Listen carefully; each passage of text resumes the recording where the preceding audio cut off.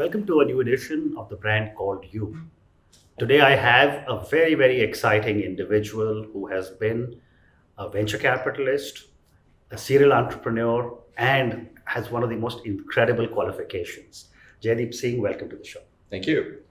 Jaideep is a BS and MS in computer engineering. He's an MBA from Wharton School. He's a serial entrepreneur and he's a venture capitalist to early stage entrepreneurs at an idea stage. Jaideep, tell me a little bit about your early career and some of your learnings.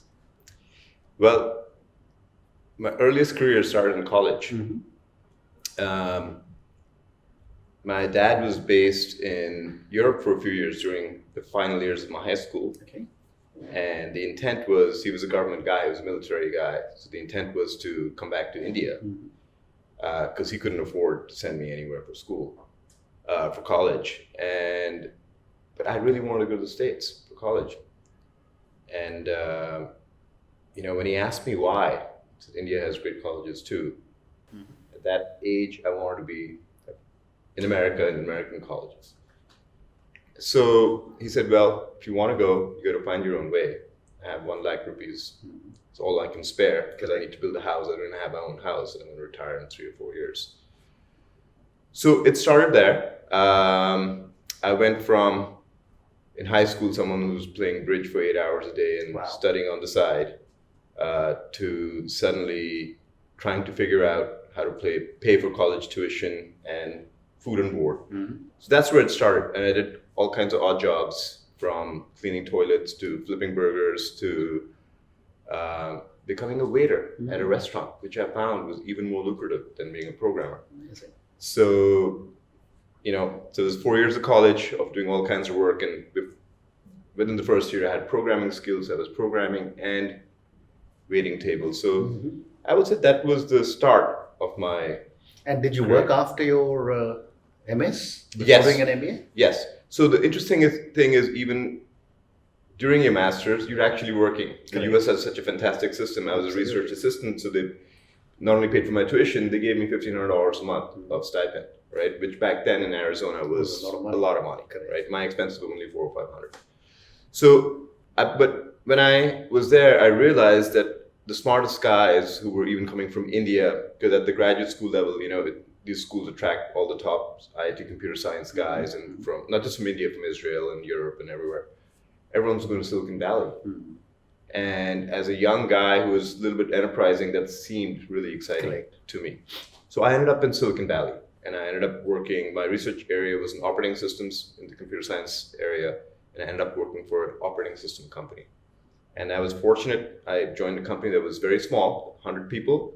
And 7 years later, I grew with them, and the company was 4,000 or 5,000 people. It was $7 billion market cap, had gone public. Which company was this? It's a company called Wind River Systems. Yeah. And I went from junior engineer to reporting directly to the CEO right before I left. Mm-hmm. And sort of learned everything from building products to marketing, distributing products. Terrific. And but at that juncture, I realized that a lot of the language of business was still foreign to me. Mm-hmm. When people talked about credit and debit, I actually didn't understand what it meant, right? I'd never studied it. Now, of course, you can pick up a few books, but I realized that I'd made a little bit of money and it was a good time to maybe take a break. I was still single, and I took a break and went back to business school at the Wharton School. And my entire intent, by then I also had a green card, which meant I could work freely anywhere. Correct. So my entire intent was to start a company. And I had a co-founder of mine, another Indian guy, Jaideep, and we spent our entire 2 years ideating on concepts. I didn't even, do a single job interview on campus, which is rare for MBAs. But the .com had just crashed. I started business school in 2000. I graduated in 2002. And we went up and down Sand Hill Road in California to raise money, and everyone said no. Yep. Yeah. I lost a lot of money in the .com.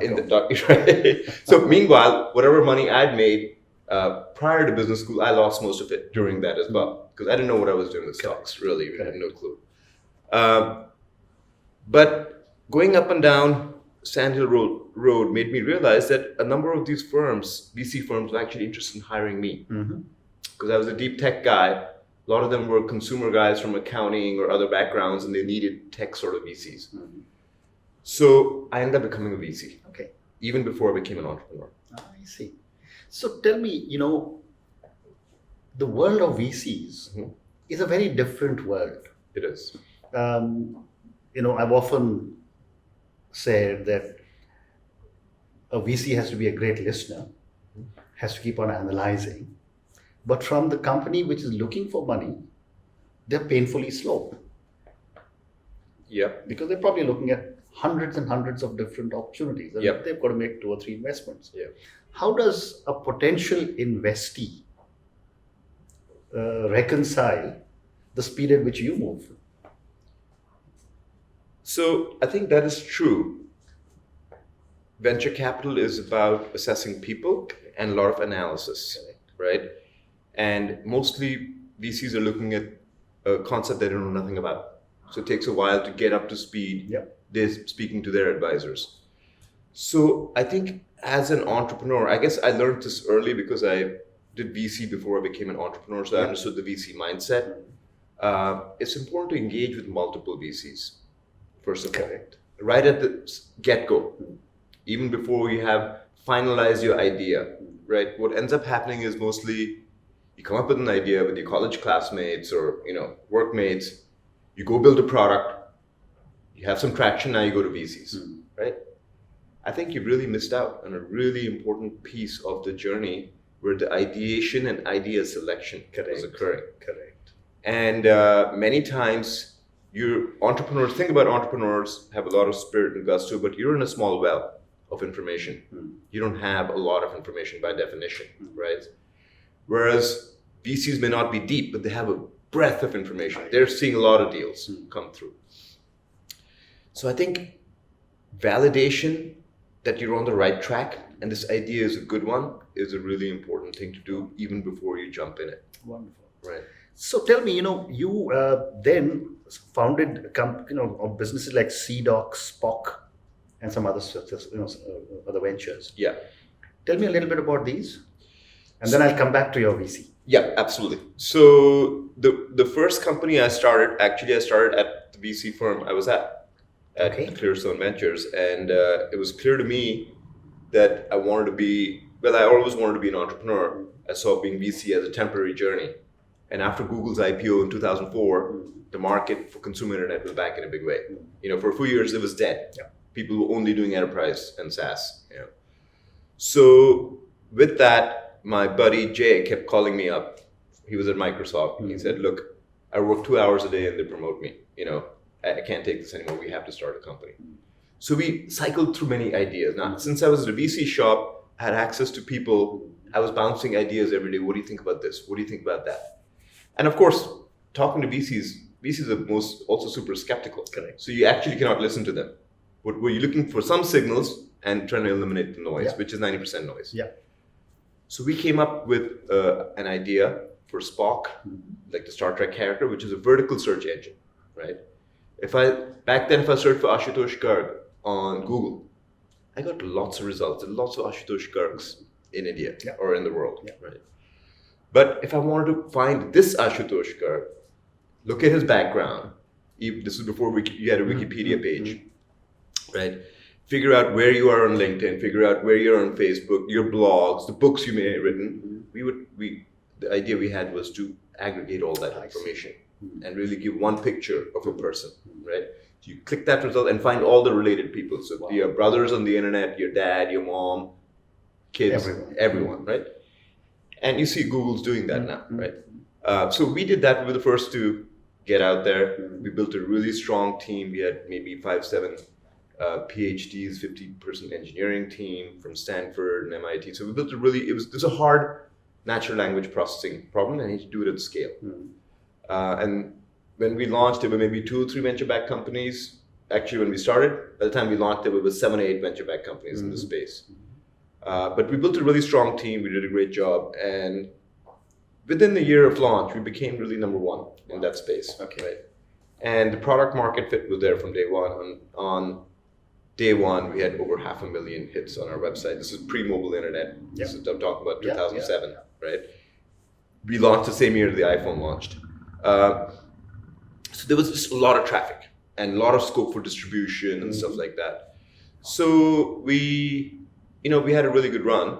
But right as our company was doing this, the entire stock market was doing this for a second time. Correct. So we raised a seed round of $1 million. We raised another 9 million in Series A. We had investment bank to raise 25 million and really seeing a lot of growth. But that happened at the end of 2008 and the market fell down below us. But since I'd seen this movie before, I had this premonition. I started playing the field to open up doors for M&A as well. So back then there was a lot of interest from Microsoft. Satya Nadella was running Bing, and we met him multiple times, and he had serious interest in acquiring the company. There were a few other search engines, people who wanted to buy, and about 100 million was sort of the initial term sheet that we got on paper, right? But from late 08 to February 09, when we actually signed a term sheet, the market fell off even further. Right. Everyone froze M&A. People were laying off employees. And but we got acquired. We still had multiple term sheets, so we ended up selling for maybe like 20 million or so. Which was not such a great outcome, but it was for the time it was a decent outcome. Yeah. It was good cash at that time. Yeah. So that was the end of the chapter for my first company. I had to stay another year with the acquiring company as part of the integration plan. But as soon as that was over, I was looking around, and my parents live in Noida, so I'm from the Delhi area. Yeah. And I had two tiny kids, two boys. One was newborn, one was 2 to 3 years old. And I felt like this was a good time to come explore India.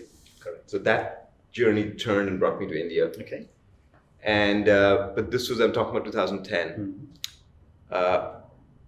Unfortunately, when I looked at the tech industry closely back then, Flipkart was already clearly breaking out. But there was only 4 or 5 million internet users in India. There were only 4 or 5 million broadband connections. They said there were 25 million internet users, but that's all nonsense, So I thought about it, and it's hard to make a big scalable business on such a small base. Obviously, you could see it growing, but when was it going to happen? I wasn't sure. So I decided not to do a tech-based business. I ended up focusing on renewable energy. And I spent a year with 2 other guys, and we co-founded a company called Orange Renewables. Yeah. Okay. So I'll cut that story short. I ended up leaving in a year. The company actually did well. It sold for 6,000 crores last year. And then after that, in 2015, the tech market seemed to be growing now. Correct. Right? So that's when I started CDoc, which is another consumer play for telemedicine. But that business did not work. Okay. I think it was a good idea, but we were maybe 4 or 5 years too early with that idea. Actually, telemedicine is something that has been debated in India for the last 15 years. Yeah. From the time of the VSATs. And it still hasn't taken off. It still hasn't taken off. It has, by the way, telemedicine started in the late 90s in the US as well. But it took until the early, I would say 2015, around the time we were starting CDoc was the time telemedicine actually started taking off in the US. So it's definitely an area where the behavioral change took 10, 15 years. You see? And what we underestimated was that you have a relationship with your doctor. And it's a hard relationship to break. Correct. Unlike Ola and Uber, where you actually don't care who's driving the car. One taxi is as good as the other, but one doctor is not as good as the other. Absolutely. Right? And that's where the real friction lies. Correct. And we underestimated that friction when we started the company. So let's now move to your VC avatar. Let me start by asking you that, what is the difference between early stage and seed stage? And this question is for the thousands of people who will be listening to you talk. It's all nomenclature. Yeah. When I was doing venture capital in California, seed stage meant Series A. Yeah. Okay. Now there's 2 other rounds before a Series A. So it's actually a 3rd round, a Series A, right? You have a seed stage, pre-Series A, and then an A. And again, for our listeners and viewers, how would this whole concept of angel fit in Yes. between seed and early? Right. So typically, the way the nomenclature started in the US, the angel round was your First round. first round. Correct. So that would usually be called a Series A. Mm-hmm. And then if you went for a VC round after that, that was a B. And then the letters went up from there. Yeah. Now it's changed even in the US, it's not just in India. You have an angel round. Yeah. When you talk to a VC first institutional round, that is a seed round. $500,000 or so. It's defined by the size also. Yeah. Because you can bypass rungs and go straight Correct. for a Series A if you have a lot of traction. Correct. So you have that seed round. Then there's something called a pre-Series A round, Correct. which, by the way, I didn't even understand this till 6 months ago myself, that how much the industry had changed. That is a little bit more money, and then a Series A. So you look at it, you got 1, 2, 3 rounds before you get to a Series A, right? And as a result, you're seeing Series A of $100 million. It used to be Series A was never more than $2 or $3 million, Absolutely. 5. Yeah. Yeah. When I did Spock, I was one of the early guys to call my first round a seed and a Series S. And my lawyer didn't want me to do it, but I said, "No, tum Series S hi dalo iske andar." Because I don't want to be raising a B. There's a psychological Correct. pushback. So anyway, so these are the various rounds. Okay. So let's talk about you wearing your VC hat and looking at startups, because a lot of people are looking at startups or are startup entrepreneurs. Let me start with, and again, you've met hundreds of startup entrepreneurs, I'm sure, over the years. Let me start with asking you, from your perspective, should a startup entrepreneur go solo, or should he or she have a co-founder? It all depends on your personality. Really, it's a very individual thing. Some people, and I have friends like this. So let me tell you what the most VCs would say. Most VCs would say have a co-founder. But I've seen both of them work. I've seen companies where 4 co-founders starting together. Usually when you have 4, there's a lot more fighting. Correct. Okay. But if you have one strong guy who can get everyone, shut the noise down and get to decisions, it can work well, and it can blow up also. One is a tough place to be because doing a startup is a tough thing. Correct. Right? But if you have good advisors and if you're a pretty strong person yourself and a good listener to your advisors, you could do it. Okay. I would say if you have to draw a bell curve, right? 2 standard deviations from that bell curve ought to be 2 founders. Yeah. And beyond 2 standard deviation on one side, you'll see 1 founder, and then more than 1 would be. Correct. Yeah. Correct. So, again, based on your own experience, what are some of the big mistakes a lot of startup founders make?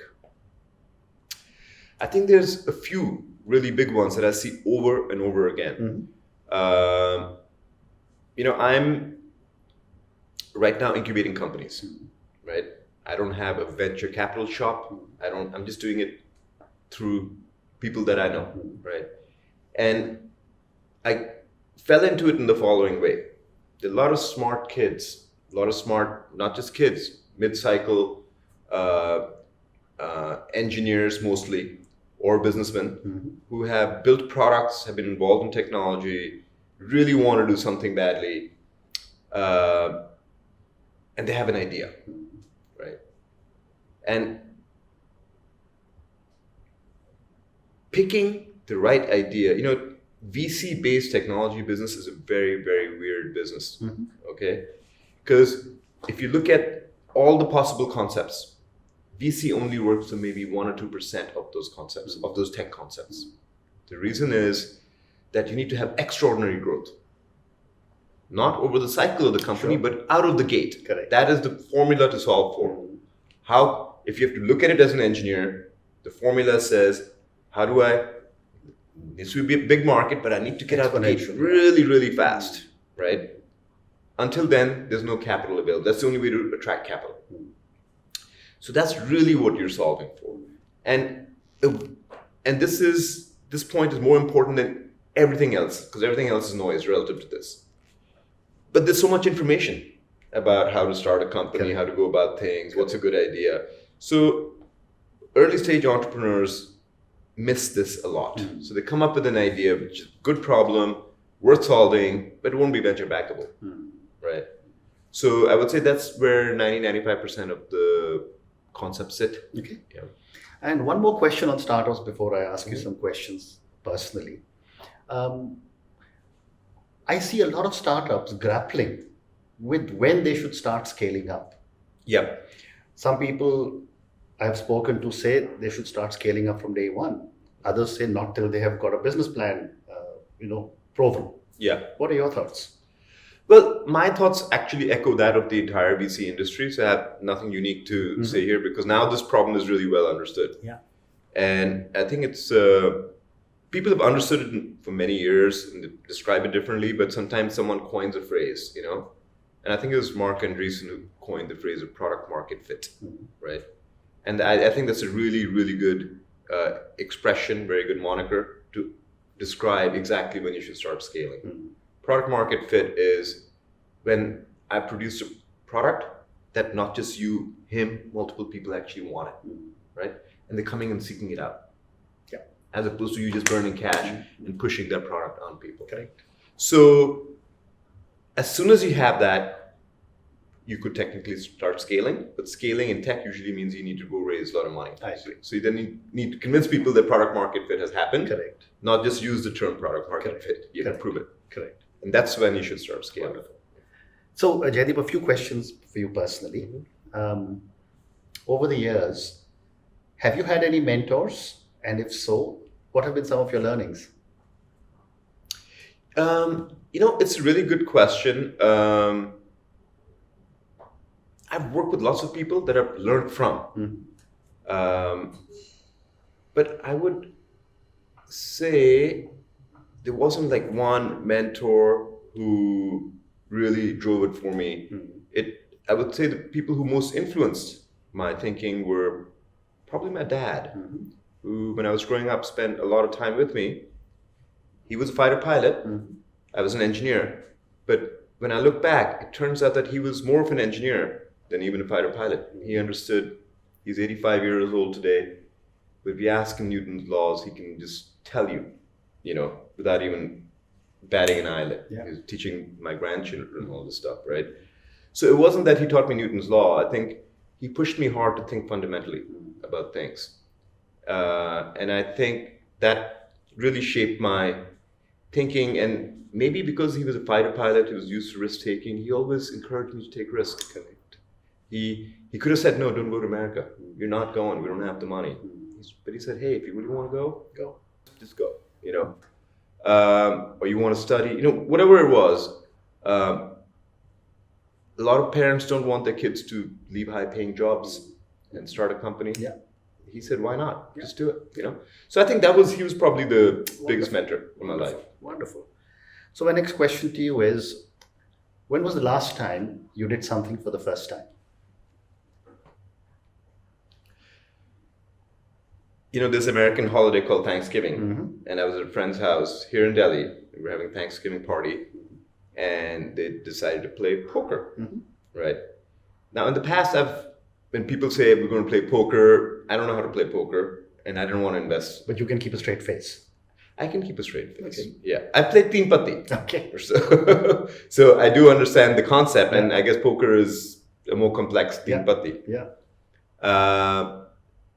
But we had a lot to drink, and this poker game started maybe at pretty late after when I was already stuttering. So I figured that, okay, I'm just going to lose some money. But it turns out that it was great. We only played it for an hour and a half, but I learned something from that. And I learned that this game it's not that I won or played well, but I was just observing the participants, and I learned that this is a game that's all about patience. Correct. And making no sudden moves, which is interesting. So I think when I get some free time, I would like to learn poker. I think it'd be really interesting. Wonderful. Yeah. So my last question to you, And this is a question I ask every single guest who I talk to, and it's on failure. Yeah. You know, Indian parents, particularly, I think Asian parents in general, do not teach children how important it is to accept that failure is fine. We've all failed at multiple things in our lives. Yeah. What have been some of your learnings from some of your mistakes or failures? Well, I've had lots. So I think it started off in high school. I was off the track, not studying. I finally got my act together right before the SATs and the thing, and I was able to scrape through and get a scholarship and all, but it was just scraping through. And I realized when I got into the computer engineering, computer science program that I'm going to have to change this. Okay. I can't, it's really competitive now. You cannot wing it at the last minute. So I think that was a failure very early on. That's held me in good stead. And I can still procrastinate, but I can see that now's the time to start getting serious. Okay. Okay. Also, I think with CDOC, I was pretty humbled. I'd had a few successes back to back, because even as a VC, I was fairly successful at seed-funded companies that went public and got acquired, had over $1 billion and a half of exits. I realized that, wow, we got this one really wrong. And we got it wrong when a lot of really smart people told us don't do it. I actually went out, spoke to people before I started CDOC. And a lot of VCs had seen telemedicine before. And I figured that we knew better, and we didn't. So I think you have to be skeptical of skeptics, but you also have to be able to tell when there's signal coming in and not noise. So I think it's really important to do that. So that was humbling. Wonderful. Jaideep, thank you very much. It's been an absolute pleasure speaking to you. Good luck with all your new ventures. Thank you. Thank you very much.